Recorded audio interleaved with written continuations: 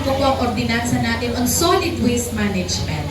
Maaari po ba sa pang-araw-araw ay tsetsempuhan po natin ang pagkolekta po ng basura sa ating pong community.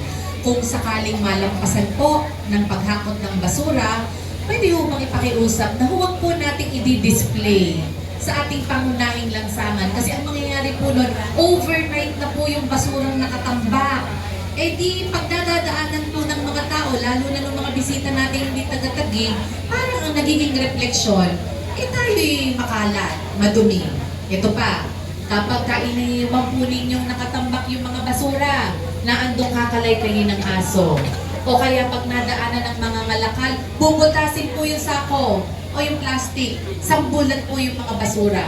Hindi po kaiga-igaya sa paligid, maaaring pagmula ng sakit. Ano?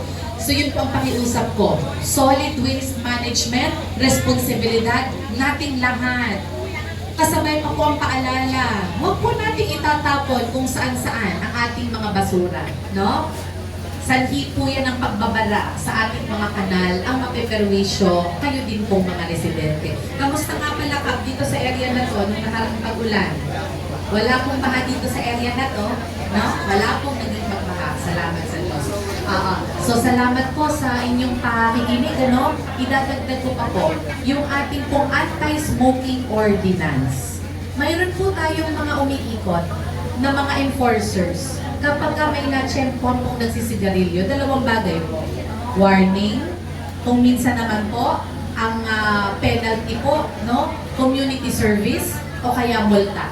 Ang tanong ko po, gusto pa po ba nating maabala? Gusto pa po ba natin yung magkakagalit-galit pa yung enforcer sa mga residente natin? Ayaw po natin.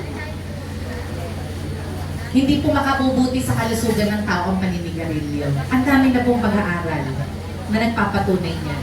Sabi po nung iba, Mayor, oo nga po. Kaya po nag-quit na po ako sa paninigarilyo ng tobacco. O, ay di maayos. Ngayon po, nag-vape na lang po ako.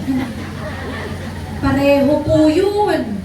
Ang pag-aaral po, parehong nakapipinsala sa katawan ng tao. Ho?